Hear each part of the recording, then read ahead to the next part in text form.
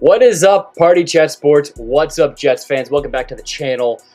It's been a pretty interesting last 2 days for us Jets fans, so let's dive right into that. The big news coming out of one Jets drive on July 14th and July 15th, the Jets have inked new deals with their two biggest stars, Garrett Wilson and Sauce Gardner, both getting new big deals. Contract extensions, huge money for the two of them. So just wanted to take a couple minutes tonight and talk about it. I'm repping the Sauce jersey this evening. I got Garrett sitting right here. Like, I wasn't sure, do I go Garrett? Do I go Sauce? But I figured Sauce signed today, so I'll wear his today. So let's talk about the numbers on these deals real quick. Sauce's deals seemed pretty cut and dry on what they were going to do. There wasn't a lot. It was pretty laid out, pretty easy to see what they were going to have to do. Especially once Derek Stingley got his deal, it's all right, just make him the highest paid corner. He has earned every dollar of that new deal. He has earned the right to be the highest paid cornerback in the NFL. And you know what? If you don't agree with that, get a new pair of eyes. He has been he's a top 3 corner in the league. If you don't think Sauce is top 3, you have no ball knowledge. I'm sorry. You can argue with who's top 3, like Patrick Surtain's up there. I don't know if Derek Stingley is, but I got Patrick Surtain and Sauce Gardner as cornerbacks 1 and 2. And stats to back it up, even in a down year. So the old Aaron Rodgers quote from, what was it? It's got to be over 5 years ago, where a down year for me is a career year for others. That's kind of how it was for Sauce. Like, Sauce's standard is so high that a down year is still a pretty damn good year. He just didn't have an all-pro season like he did the first 2 years. Like, that is a tough standard to uphold every single week, every single year. It's just not going to happen. But even last year, so he had 490 coverage snaps. He allowed 53.5 or 53.2% of passes, only 391 yards. He allowed 1 touchdown and had 1 interception. He was one of only 3 corners to allow less than 2 touchdowns and less than 400 yards while playing over 400 coverage snaps. The other two, Pat Surtain and Cooper DeJean. Pat Surtain was a Defensive Player of the Year. And one thing that Sauce gets a lot of crap for is the holding, called, not called. And last year, people were saying, like, oh, he had a bad year because people were finally calling him holding. Pat Surtain had more holding penalties called on him, and he was Defensive Player of the Year. It's okay to hold at cornerback. Quarterbacks threw his way 47 times. Tied for second fewest. The touchdown was tied for second fewest. 5 players allowed 0. 7 others allowed 1. The completion percentage that he allowed was 5th lowest last year. Among corners, outside and inside of play 50% of their team snaps. Yes, you obviously want more interceptions, but that's kind of the Revis thing. Revis is a GOAT here, right? He is my all-time favorite Jet. Was he a big turnover machine? Absolutely not. Want to know why? Because quarterbacks were smart enough not to throw in his direction. That's kind of where Sauce is. It took him 2 years to get to that point. Defensive Rookie of the Year, 2-time All-Pro in his first 2 years. That earns you every bit of being the highest paid cornerback in the NFL. Just some other things for the haters out there. Since being drafted, he's allowed 1.8 receptions per game, first among 93 cornerbacks. 21 yards per game, first among cornerbacks. 0.58 yards per snap, that's first. 18.1% pass breakup per target, that's first. 50.9% completion percentage allowed, that's first. 67.5 passer rating allowed, that's third. And then a couple PFF ones I don't care about, but they're also first. Can't really see that because of the glare. Nonetheless, highest paid corner in the league. $30.1 million per year is his deal. 4-year, $120.4 million extension, and that's an extension. So he's still going to be on his rookie deal for the next 2 years. He'll have his 5-year rookie deal because the Jets picked up the 5th-year option. Same thing with Garrett. And then it's another 4 years on top of that. So he'll be a Jet under contract, at least by the Jets, for 9 total years minimum. That's huge. Locking up your star defensive player. I cannot complain about that. Again, best cornerback in my eyes in the league. Now, I know there's some people that like Derek Stingley a little bit more. He's a little bit more of a turnover machine. That's fine. That's your cup of tea. I respect it. It's just not mine. Him and Pat Surtain are the 1 and 2. And Pat Surtain's deal is now actually starting to look a little bit old, like and dated. He needs a new contract. And that's why it was smart for the Jets to get ahead of this. Once Derek Stingley got his deal, who was in the same draft class as Sauce, it's like, all right, that's why I said earlier, it's pretty cut and dry on how you pay Sauce. You just pay him more than Derek Stingley. Derek got $30 million a year. Sauce is getting 30.1. So it's that simple. And sometimes that's all it needs to be. And the reason a lot of Jets fans, for those that are fans of the 31 other teams, or maybe not necessarily all 31 other teams, but fans of more competent teams that are watching this and wondering, like, why is a Jets fan so excited about getting a contract extension done with their star player? Because this is not a Jets thing to do. The Jets are usually behind the 8 ball on a lot of this. They usually wait till the last minute before even thinking about contract extensions for talented players. Now they did it in back-to-back days for their most talented offensive and most talented defensive player coming for the same class. So, well done by Darren Muji, Aaron Glenn. It shows competence. I'm not, crowning the two yet. Aaron Glenn hasn't even coached an NFL game. Okay, we haven't even got to training camp. That's another positive fact, actually, that this got done before training camp. But it does show a level of competence that the Jets organization just has not seen in many years. And I will give a little bit of credit to Woody Johnson here for allowing and signing off on these deals, allowing the general manager and head coach to do their jobs to get in front of this, and just taking a step back. This entire offseason has felt like Woody is taking a step back, which is, he deserves every bit of negative publicity that he gets. That's a good sign. We'll see what happens in the future, but there's a lot of positive momentum, a lot of positive vibes around One Jets Drive right now. And it's just because they're doing things in a competent way, which we are just not accustomed to. So, like, Dylan being a Steelers fan is probably like, well, yeah, it's duh. It's what you do. You pay your good guys. Jets don't do that. It's just, again, an incompetent organization finally learning to do things in a competent way. It's kind of a nice breath of fresh air for us. And when it was this simple, for Sauce especially, I'm just glad they got it done. I'm glad they got it done before training camp, so you don't have this lingering over, is he going to hold out? How many games is he going to hold out for? And then you go into training camp, and every time it's Aaron Glenn talking to the media, or Sauce talking to the media, or in Garrett's case, him talking. Like, it's not a constant thing over his head.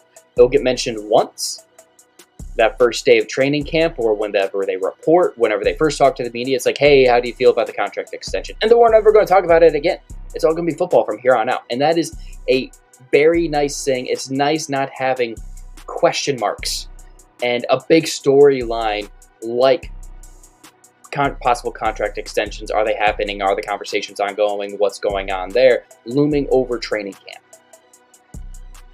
It's a nice, again, fresh of breath air. We will take that all day. We've had a lot of turmoil, a lot of shit. So it's nice to see that getting cleaned up a little bit. I'm really happy, again, for Sauce. He seems like he is a type of character and guy, locker room guy, that you are comfortable with giving this big of an extension to. And he has earned it. Again, there's so many Sauce haters out there, and I don't get it. They hate him because he's good, and he doesn't make a lot of highlight plays. So it's like, is he really that good? Just because NFL Twitter doesn't tweet him a lot because he's not committing a lot or causing a lot of turnovers, does not mean he's bad. He's actually quite the opposite. They'd be sharing it all the time at this point if he was getting burned constantly, and he's just not. And every quarter's going to get burned. You go to work, you have a bad day, right? Everyone feels that way. Everybody has bad days at work. Everybody has bad moments at doing their job. NFL players are humans too. Cornerbacks do get beat. And you can be it's the hardest position, I believe, to play. Because you could be in perfect position. You could have your hand on the guy's hip. You could have, your wrong arm in the way. You could be doing everything correctly. But then you have like a DK Metcalf going up, which Sauce did lock down DK, by the way. You could have a DK or a Calvin Johnson back in the day go up and it's like, oh, well, I can't do anything from here. I'm in perfect position, perfect form. What do I do? Sometimes there's just things you can't do. It's out of your control. That's fine. It's okay to have bad snaps. He just doesn't have them that regularly. And I'm excited because one thing that Solid did with Sauce, and then Jeff Albrecht too, was they left him in zone. They left him in coverage. And that was just the design of their defense. They would have DJ Reed on one side and Sauce on the other. And when DJ Reed was a weaker link, so like when Jay Jettas wasn't doing much against Sauce, they just move him to the left side. Like, that's kind of how that worked. I'm really interested to see, because I talked about this, both Aaron Glenna and Steve Wilkes have touched on the possibility of using Sauce, like him following a lot more man, him just following the number one. And I'm really interested and really excited to see what that brings, because that's really where he's going to make this contract worth it, is if he's, because that was one of Richard Sherman's things. That was my biggest grief with Sherman back in the day, was he didn't follow. When people were having these Revis versus Sherman debates back in the early 2010s, like Revis is the GOAT to me because he would follow your number one. Sauce just hasn't been the defensive style, and the coaches for the Jets since Sauce has been here has been too stubborn to switch things up with their coverage. So I don't think that's a Sauce issue. I think that was more of a scheme and schematic thing. We'll see when they start allowing Sauce to travel this year. And again, I'm excited to see what that looks like. And again, I'm just glad that he's locked up. He'll be here for the next 6 years. He's earned every bit of it. Garrett, so Sauce was pretty simple, right? You just pay him more than Derek Stingley. Done. Garrett was a little bit more interesting because he hasn't made an All-Pro. He's been Offensive Rookie of the Year. I don't think, has he been a Pro Bowler? Has he made a Pro Bowl? Not that Pro Bowls really matter anymore. No, he's only, his big individual achievement is Offensive Rookie of the Year. No Pro Bowl, no All-Pro, but he's still been an elite wide receiver. It's just been held back by quarterback play. So what do you pay a guy like that? The ongoing rate right now for wide receivers is about $30 million, 25 to 30 for your number one. And I think my initial thought for Garrett was go based off of the T. Higgins contract. I thought that was a fair deal to go off of, which is 28 and 3/4. So $20.75 million a year. I thought that was a fair deal to kind of base his off of. And that's kind of what he got. The actual numbers on his deal,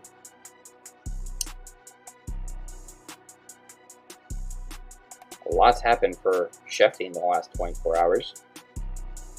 4-year, $130 million. So 32.5. So a little bit higher than, he got the more rich deal than Sauce. He's a top 5 player at his position now in terms of annual salary, but he's worth it. Again, if the Jets would have waited, okay, Garrett has year number 4 to play this year, and then the 5th-year option. If T. Higgins' deal was not even $30 million, was almost 30, and he's wide receiver 2. If Garrett goes off this year, that price tag goes up even higher than the 32 and some change. If they wait till the end, so he plays out his entire rookie contract, by then, who knows what the wide receiver market could be? It could be closer to 40 for a guy like Garrett Wilson. So the Jets were smart to get this done, and also really shows the type of person Garrett is by allowing this to get done and not waiting. Right? Both of these guys, both Sauce, both Garrett could have waited. Wait out the rookie contract, say pay me or trade me, and pull a Jamal Adams. Sorry, I got to wet the whistle. It's an old Drew Nelson quote, by the way. I haven't heard that one in a bit. But Jamal Adams was pay me or trade me, and the Jets traded him. Both of these players, rightfully so, could have pulled that same move, and they didn't. They chose, we want to stay. We're going to 4-year deals for both. I thought Garrett's was going to take a little bit longer to get there. There was rumors or speculation. Does this go through training camp? Could he still, what are the chances he doesn't have a deal by the trade deadline? And if the Jets are in shambles heading into the trade deadline, do they, move on from him? And even looking back a couple months ago, at the end of the year when the Jets were making, I hate having to come back to this conversation, but the whole Aaron Rodgers thing, I think, played a large role in this. And the reason I even bring it up is because Ian Rappaport mentioned it in his video, or when he went on NFL Network after the extension, and mentioned that this deal might not have happened if Aaron Rodgers was still here. You make that deal, you make that trade.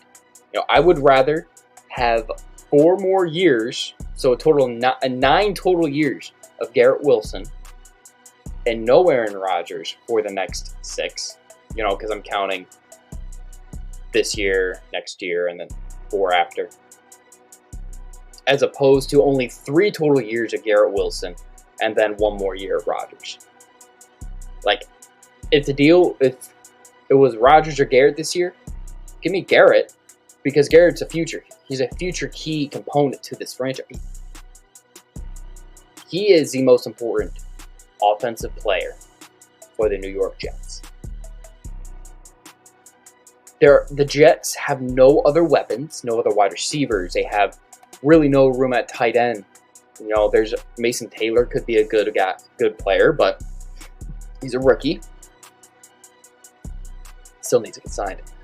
But going back to December, January, February, it's there was a lot of talk about, do the Jets move on from Garrett Wilson? What do they do with him?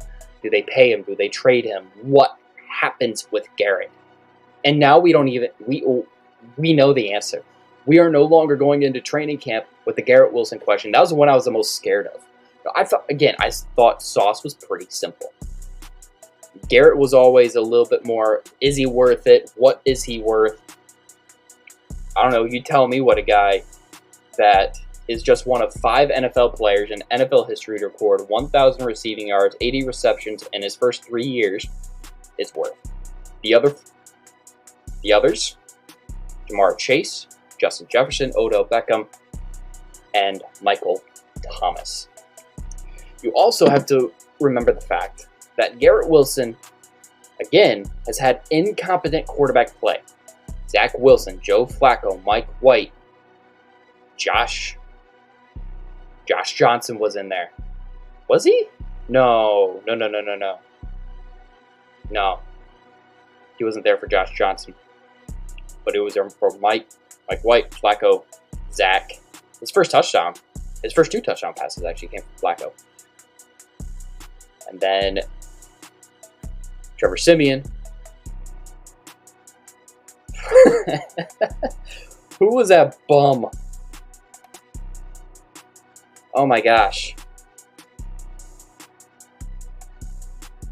Boyd? No. Who was that bum that... My gosh. Hold on. I can't believe I forgot this dude's name. Tim Boyle. Tim Boyle. And the corpse of Aaron Rodgers. Like, that's who's been throwing to Garrett Wilson.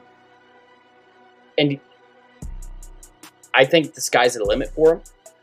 You know, there's some things I'd like him to see. I'd like him to not have the ball out here. I'd like it to be tucked a little bit more. But he's so elusive. He's still so good high-pointing the ball after the catch. You know, you kind of just put it in his area, and he's going to catch it. He has the most ridiculous catch I've ever seen a Jets player make against the Houston Texans last year. I have it framed in my living room.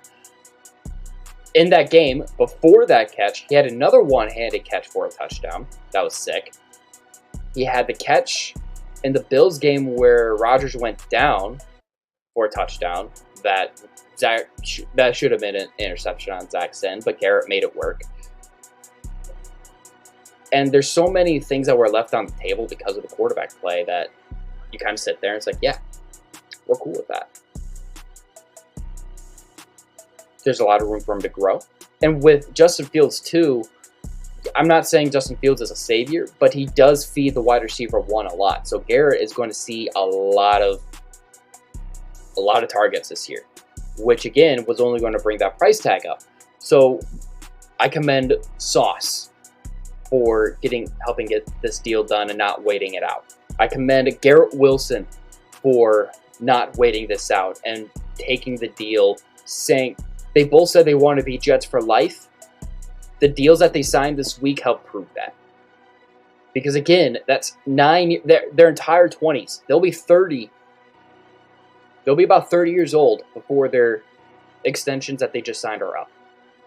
They'll spend almost their entire 20s in New York with the Jets. That's a huge commitment. So I commend them for saying we want to be a part of this. I commend Aaron Glenn and Darren Muji for putting an infrastructure in place that those two trusted and want to be a part of. And also I commend them for getting these deals done and not waiting it out. Again, previous Jets regimes would have waited until after the fifth-year option had run out. They're getting this done. We don't even have this going into training camp. We can go into training camp with no big question marks. And that right there, my friends, is a plus. That is a huge thing. And that alone just makes me happy. So I'm excited. I'm not saying, we're going to the Super Bowl or anything like that, but it's a good stepping stone. It's showing like this organization, this front office, this new staff is being proactive about getting their players done, making things they're acting like an actual NFL franchise for once. How long this lasts, we'll see. If this leads to wins, if this leads to results, we'll see. But it's a good step in the right direction, getting these two deals done, so I'm glad they finally did. It's not like they've had the entire offseason, so this was kind of about the window that you figured one of the deals would get done. The fact that they both got done this week, a day apart. I love that. Absolutely love that. So I really don't have many final words, Sauce earned every bit of it. 2-time All-Pro. Go argue with the wall. Okay. Garrett was a little bit trickier to figure out, but he's still an elite wide receiver who needs better quarterback play. So, and that price tag for a wide receiver, price tag for both was only going to go up, especially a wide receiver. So, that's a wrap here for me. Thank you, everybody, for joining me here at Party Chat Sports. Make sure you give us a follow. Make sure you subscribe. Tell your friends to subscribe. Anybody that you know that loves sports, specifically football, that as much as we do. Leave us a comment. Leave us a review. Send us a DM on Twitter at Party Chat Sports if you have any suggestions on what you'd like to see. I know Jamon McKinney, friend of the show, thank you, Jamon, by the way, has left us some suggestions. He left me a couple about Mount Rushmore type episodes, so I might try getting those out here in the near future. But for now, we're still trying to pump out some content. It's just a little bit slower right now. It's summer, right? Everybody's got stuff going on. So thank you, everybody, for staying tuned, being patient. Football season is getting closer. Training camp's going to be here before we know it. Preseason, then kickoff is going to be here before we know it. So stay tuned to the feed. Keep up to date with everything going on at Party Chat Sports. Until next time, JTS.